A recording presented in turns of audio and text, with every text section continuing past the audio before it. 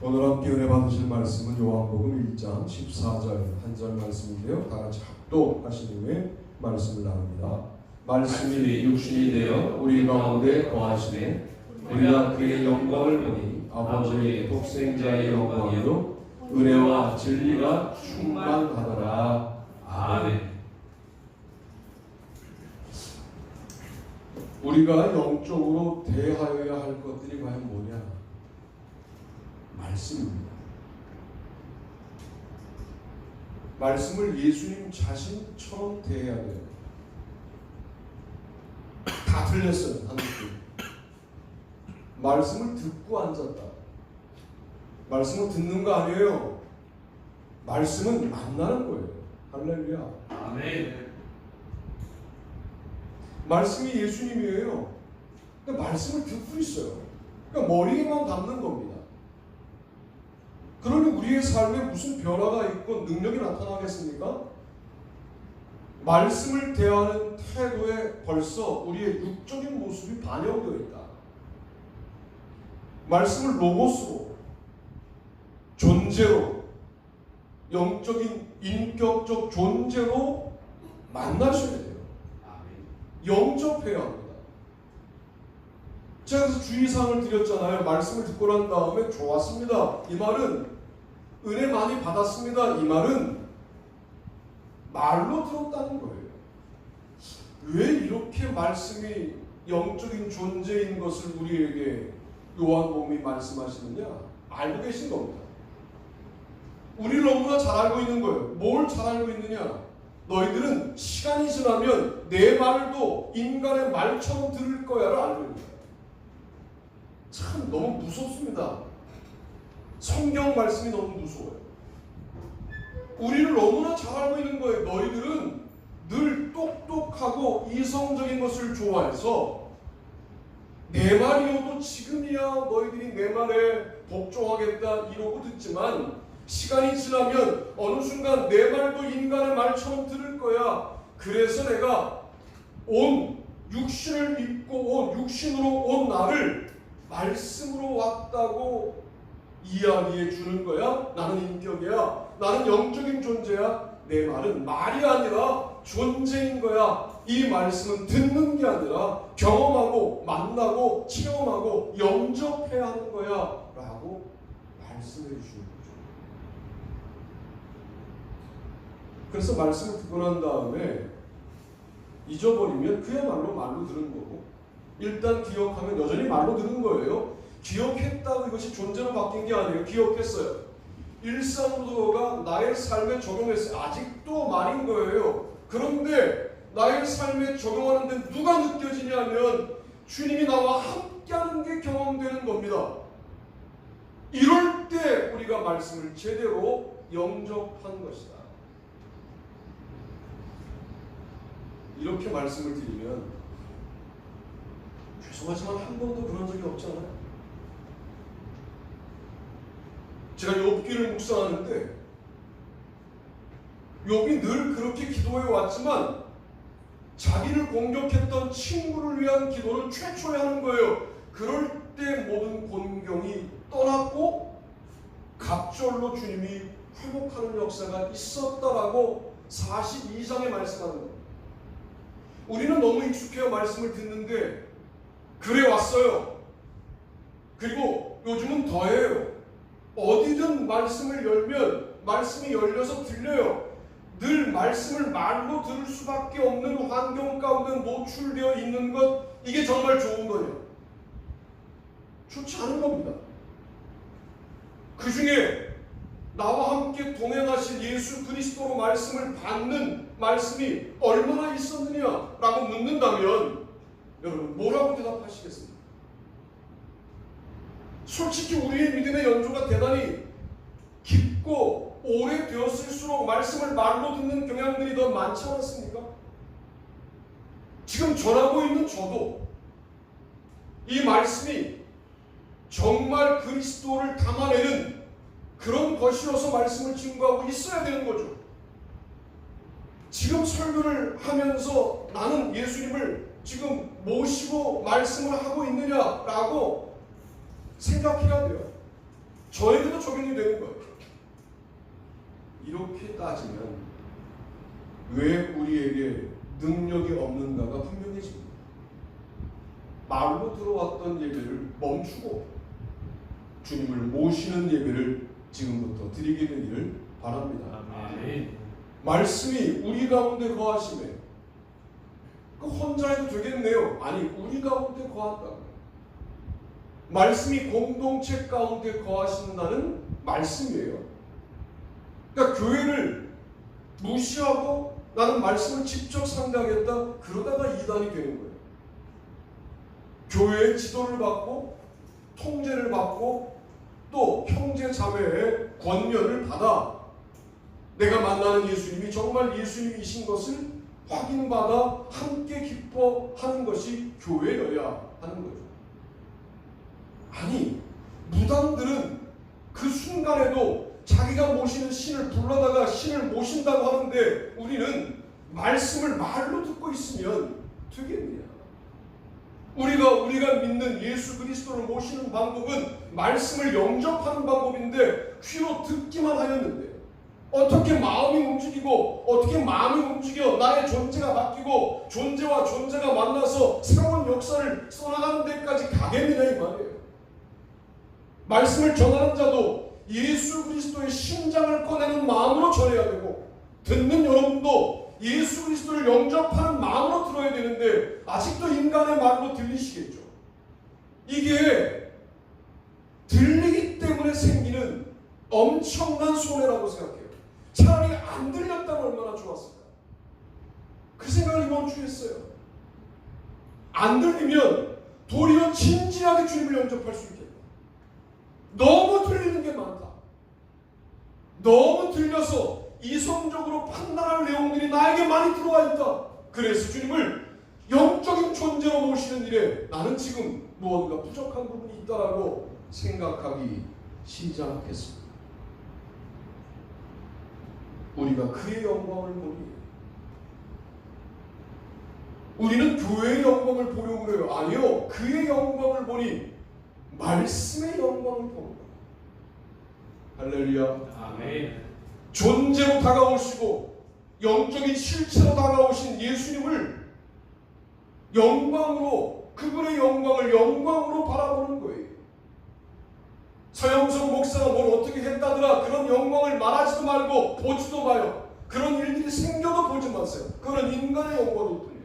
그러나 그의 영광을, 말씀의 영광을 보는 것. 아버지 독생자의 영광이요 은혜와 진리가 충만하다. 따라합시다. 영광은 은혜 더하기 진리이다.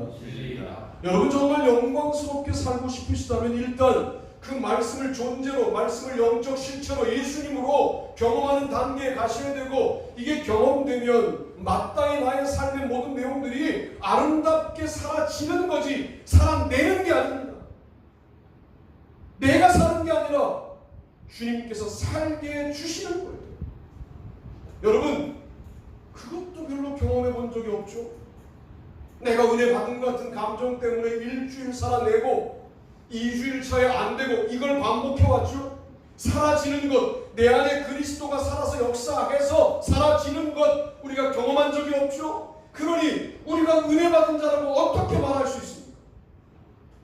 말씀을 듣는 것부터 문제가 있어요. 아예 말씀을 안 듣는 것은 또 더군다나 문제가 있지만 듣기만 하는 것, 이 듣기만 하도록 우리가 훈련되어 있는 시대를 살아가는 것.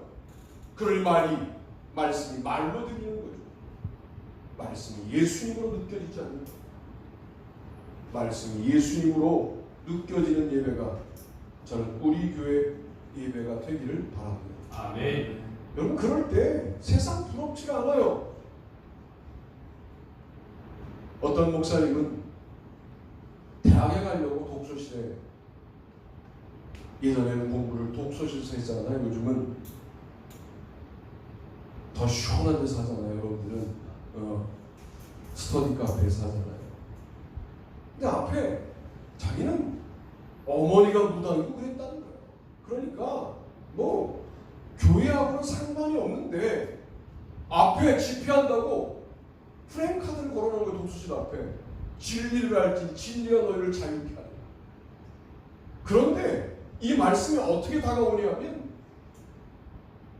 살아서 자기 입으로 들어오듯이 이렇게 볼드처럼 일단 튀어나오더래요. 말씀이 튀어나오더니 그 말씀이 그냥 자기 입으로 들어오더래요. 그래서 일반 대학 가려고 하는 공부를 바꿔 신학대학을 결정했다. 여러분, 그게 바로 그 말씀이 실체로 영적인 존재로 그날에 경험된 것 아닙니까?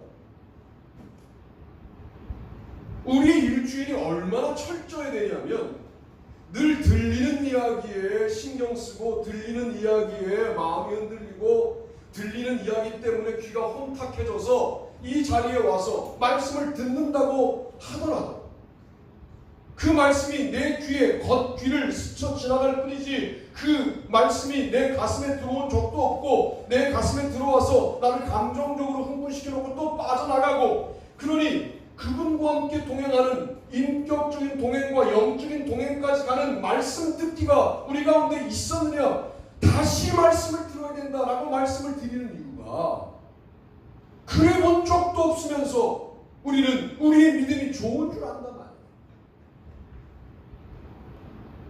말씀이 육신이 되어 우리 가운데 거하십니다. 그 말씀을 예수님으로 경험하는 아름다운 은혜가 우리 가운데 넘치게 되기를 바랍니다. 두 번째는 우리 제목과 본문을 같이 읽어봅니다. 시작. 성전 예수님 육체로 되하라. 예수께서 대답하여 이르시되 너희가 이 성전을 하나 내가 사흘 동안에 일으키리라. 유대인들이 이르되 이 성전은 46년 동안에 지었거늘 내가 3일 동안에 일으키겠느냐 하더라. 그러나 예수는 성전된 자기 육체를 가리켜 말씀하신 것이라. 죽은 자 가운데서 살아나신 후에야 지나들이 이 말씀하신 것을 기억하고 성경과 예수께서 하신 말씀을 믿었더라. 아멘. 요한복음 2장 19절로 22절 말씀입니다. 저는 한국교회의 부흥이 언제 멈췄느냐? 성전을 건물로 여기면서부터 멈췄다라고 생각합니다. 근데 성전이 건물이 아니다라고 말할 수 있는 사람들은 어떤 사람들이냐? 성전을 예수님으로 경험하는 사람들만 말해야 되는데 다소 교회에 대하여 비판적인 시각을 갖고 있는 사람들의 입에서 교회는 건물이 아니다는 말들을 해요. 그거는 정확하게 고백적인 언어는 아닙니다. 예, 맞습니다. 교회는 건물이 아닙니다. 그러나 교회를 대할 때 예수님의 육체를 대하듯 해본 적이 있습니까? 왜 이렇게 예수님의 육체를 오랜만에 만나셨는데 예배를 마치면 빨리 헤어지십니까? 지나가다가도 거기만 계신 것은 아니지만 들어가 보고 싶은 장소가 여기여야 하고 또 기도하러 아무 때라도 오고 싶은 장소가 여기여야 하고, 어렸을 때 저는 학교를 마치면 집으로 가지 않고 교회로 갔던, 교회로 가면 누나들 있고 형들 있고 거기서 듣는 이야기가 은혜롭고 거기서 먹는 음식이 맛있고 놀다가 거기서 공부도 하고, 그리고 안 오면 의뢰 집에서는 교회 갔겠지 하는 삶이 저의 학창 시절이었던 것 같아요. 그때는 한국 교회가 지어만 오면 꽉꽉 차고 그랬던 때 아닙니까? 현상적으로만 보지 말고 우리가 교회를 사랑했다. 그때. 물론 그때의 사랑도 예수님 자신으로 사랑했느냐라고 묻는다면 이렇게 설교해주는 목사가 없어서 아마 그렇게 생각하지는 못했겠지만 그래도 교회를 사랑했는데 이제는 그런 마음들이 많이 없어진 건 아닙니다. 예수님 자신을 대하듯 교회를 대하라는 거예요. 왜 이런 말씀들을 요한복음에 남겨놓았을까 아는 거죠. 이제 너희들은 내 말씀도 말로 바꿀 뿐만 아니라 내 교회도 하나의 조직으로 건물로 바꿀 녀석들임을 내가 안다. 그래서 내가 이 말씀을 남겨놓는다. 성전된 자기 육체를 말함이라 라고 말씀하시는 거죠.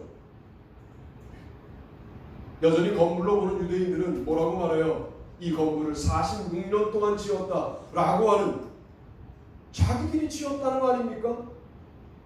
여러분, 성전은 인간이 세우는 곳이 아닙니다.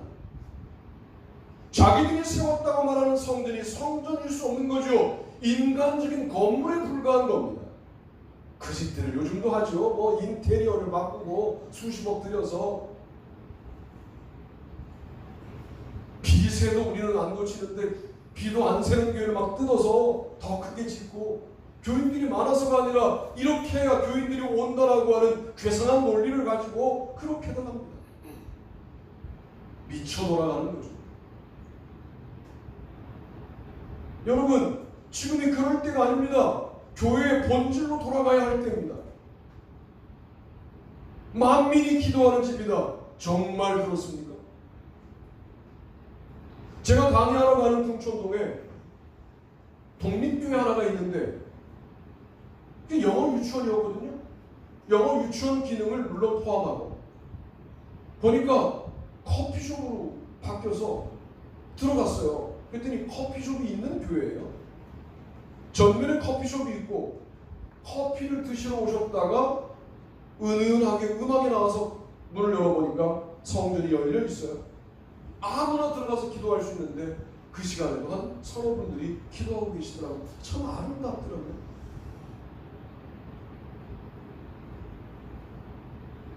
기도해야 할 곳이 인테리어를 바꾸고 교회를 넓게 지어야 할 곳으로 변질된 것 아닐까? 마가복음은 성전을 말하면서 뭐라고 합니까? 하나님을 믿으라. 믿고 구하는 것은 받은 줄로 믿으라.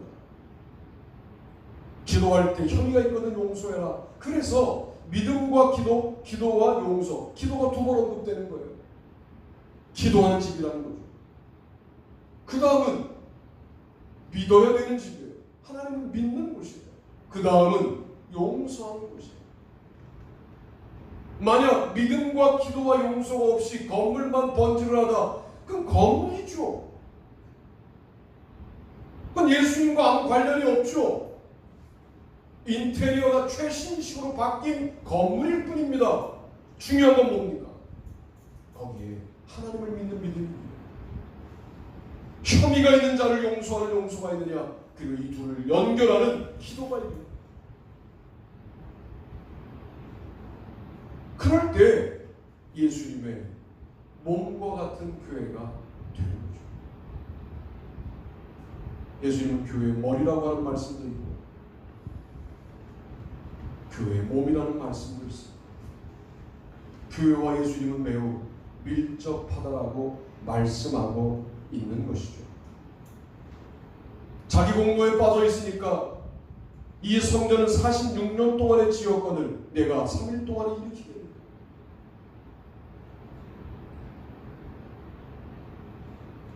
성전된 자기 육체를 가리켜 말씀하십니다.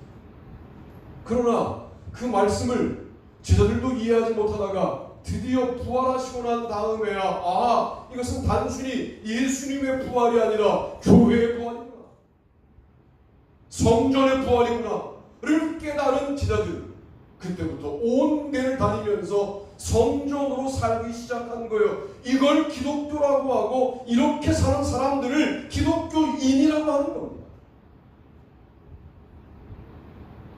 그래서 바울은 이 몸이 성령이 거하시는 전인 줄 알지 못하느냐 라고 말한 거예요.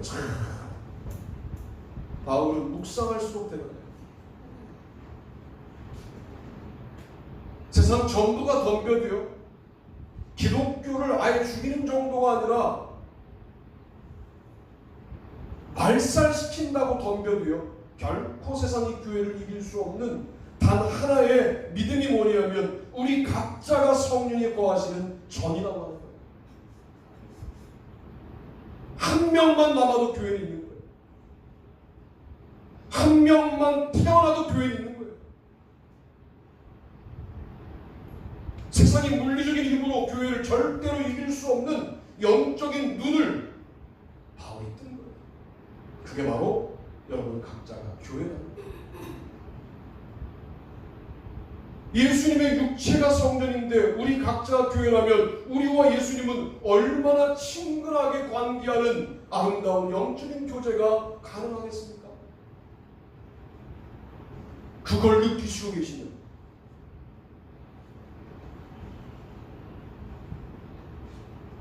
그걸 느끼면 더 이상 바랄 게 없어야 되는 거 아니에요? 그게 느껴지면 도대체 세상의 문제가 문제로 보이지 않아야 되는 것 아니에요? 움직이는 교회로 사시기를 바랍니다. 아멘. 무슨 예수를 46년 동안 믿었는데 이루어 놓은 것이 없다. 이딴 말 하지 마세요. 여러분이 이미 교회이고 여러분 안에 이미 예수님이 계시고 여러분이 성전이고 여러분이 움직이고 있고 여러분이 살아있으면 여러분의 매우 사소해 보이는 삶을 통해서도 주님은 영광 받으신다는 사실을 기억하시길 바랍니다. 성전은 그래서 인격적 실체이다. 말씀은 그래서 영적 실체이다라고 요한복음은 우리에게 말씀하시는 거예요. 세상, 재물, 사망이라고 하는 부정적인 것만 영적 실체가 아니라 오늘은 긍정적인 것, 말씀, 성전도 영적인 실체이다라고 말씀을 드리고 있습니다. 세 번째가 전 제일 중요하다고 생각합니다. 세 번째가 결론이에요. 읽어봅시다. 시작. 지금 영과 진리로 대하여 우리 조상들은 이 산에서 예배하였는데 당신들의 말은 예배할 곳이 예루살렘에 있다 하노이다. 예수께서 이르시되 여자여 내 말을 믿으라. 이 산에서도 말고 예루살렘에서도 말고 너희가 아버지께 예배할 때가 이르리라. 너희는 알지 못하는 것을 예배하고 우리는 아는 것을 예배하노니 이는 구원이 유대인에게서 납니다. 아버지께 참되게 예배하는 자들은 영과 자기에게 이렇게 예배하는 자들을 찾으십니다. 하나님은 영이시니 예배하는 자야 영과 진리로 예배할지니라. 아멘. 요한복음 4장 20절로 24절 말씀을 읽는데 알았어요.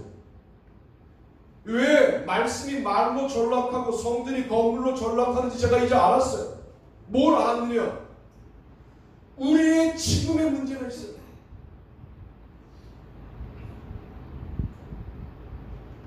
오늘 이 성전을 나가시기 전에 꼭 이거 기도하고 나가세요. 뭘 기도하느냐? 성전에 들어올 때까지 살았던 시간 개념을 좀 잊어버리게 해주십시오. 그리고 하나님 정말 나에게 주어진 시간이 한정적인 시간이라 너무나 귀한데 그 순간순간마다 예수님의 손을 붙잡고 사는 게 어떤 건지 좀 알게 인도해 달라.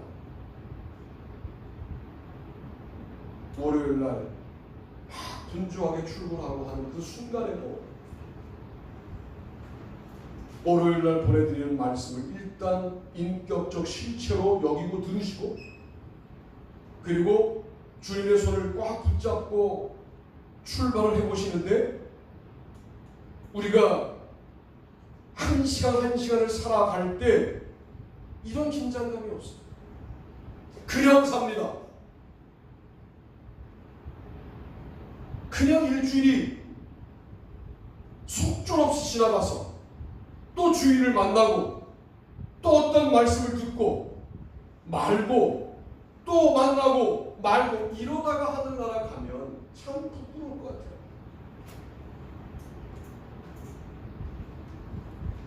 그리심산 예배가 진정한 예배입니까? 예루살렘 예배가 진정한 예배입니까?를 묻는 사마리아 여인에게 그리심산에서도 말고 예루살렘에서도 말라 영과 진리로 예배할 때가 온다. 지금이 그때.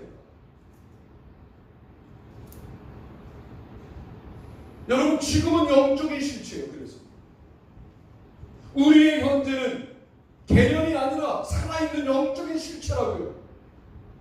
어떻게 채워나가고 계십니까? 우리가 채울 능력이 없죠. 성령님, 영이신 성령님, 진리이신 예수님으로 채워지지 않으면 우리는 예배하는 자로 하루하루를 살 수가 없는 거예요.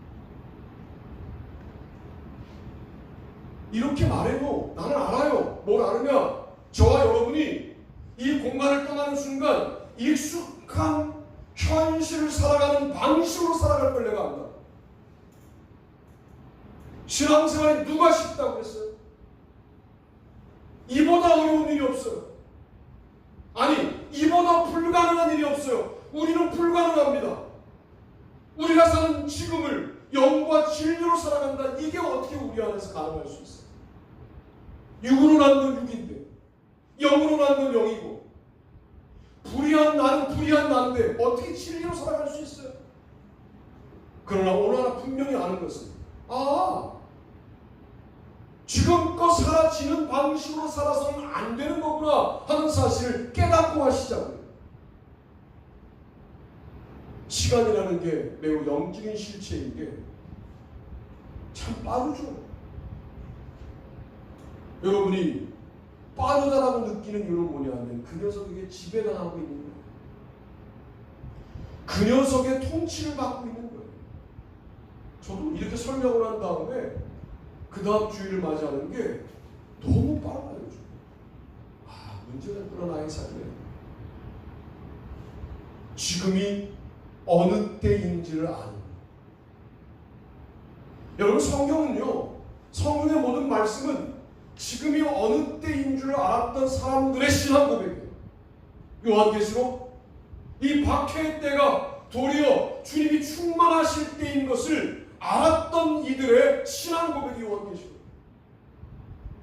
요한복음 도미티안 황제의 박해가 가장 영적인 순간인 것을 알았던 자들의 신앙 고백이 요한복음이에요. 마태복음 유대교 회당이 득세하는 환경 가운데 자기들의 가르침이 진리라고 말하는 그 환경 가운데 아니 우리가 소수이지만 이 소수 안에 주셨던 예수 그리스도의 말씀만 진리야 라고 고백할 수 있었던 그 절절한 그 때가 바로 요한 마태복음의 때예요.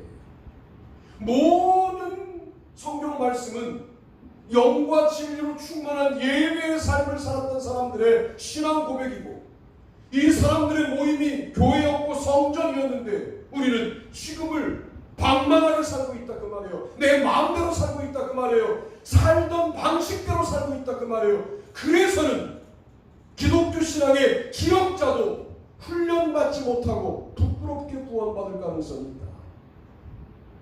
우리의 지금이 어제 지금처럼 살아온 대로 살아가지 않도록 주님 영과 진리로 지금을 충만하게 채워주시기를 원합니다 라고 하는 이 기도가 여러분의 이번 한 주간 내내 지속되어야 할 매우 중요한 영적인 기도입니다 라고 말씀을 드립니다. 월요일날까지 밀면 안 돼요. 이 성전을 나가는 순간 여러분의 뇌리에 떠올라요. 영과 진리로 살아야 될 지금. 이 지금은 계속 반복되죠. 사실 지금의 역사지 미래가 어디 있습니까? 미래에 가서 그 현재를 보면 지금이죠. 마지막 하늘나라에 가기 그 직전 시간도 지금을 살다가 가는 거죠. 그 지금을 영과 진리로 채우는 삶. 말씀이 예수님으로 느껴지는 사람들만 살아갈 수 있는 아름다운 시간이 아닙니다. 또 하나는 공간에 우리가 너무 지배를 받아요. 주로 뭐라고 그러냐면 니네 교회 몇 평이야 이런 얘기를 해요. 또 우리도 말할 때 전원주택에 사는데 대지는 몇 평이고 건물은 몇 평이야 이렇게 소개해요. 참 공간 중심적인 사고를 해요. 이게 바로 공로와 업적주의에 붙들려 있는 우리의 모습입니다. 이제 우리가 말할 수 있는 공간은 뭐밖에 없느냐? 지금을 살아가는 예배자들이 옮겨 다니면서 살잖아요. 그러니까 지금 영과 진리로 충만한 지금을 사는 예배자들이 옮겨 다니는 공간마다 의미 있는 공간이지, 어떤 한 공간을 정해놓고 거기에만 의미가 있다고 말하는 것은 성경적이지 않아요. 여러분, 한 주간 동안 살아가실 텐데 예배하는 자, 지금을 영과 진리로 충만하여 살아가시면서 만나는 모든 공간들이 성전이다, 그런 말씀을 드립니다. 오늘 말씀의 제일 중요한 부분은 지금이라고 하는 거예요. 이렇게 백날 얘기해봐야 여러분들은 탁 예배가 끝나고 나면 그 다음 시간을 완전히 버전이 바뀌어있는 채로 나의 시간으로 살아갈 거예요. 그래서 안 되는 거예요, 우리가. 그래서 문제가 있는 거예요. 그 문제를 일단 감각하시고, 제가 또 말씀을 읽으며 비인격적 실체에 인격성을 부여한 말씀들을 통하여 이 말씀의 깊은 의미가 뭔지를 제가 가끔 말씀을 드릴 테니까 우리 그렇게 우리의 본질을 찾아가며 지금을 영과 진리의 시간으로 살아가는 저와 여러분이 되기를 주님의 이름으로 축복합니다. 다들 일어나시겠습니다. 전성가 350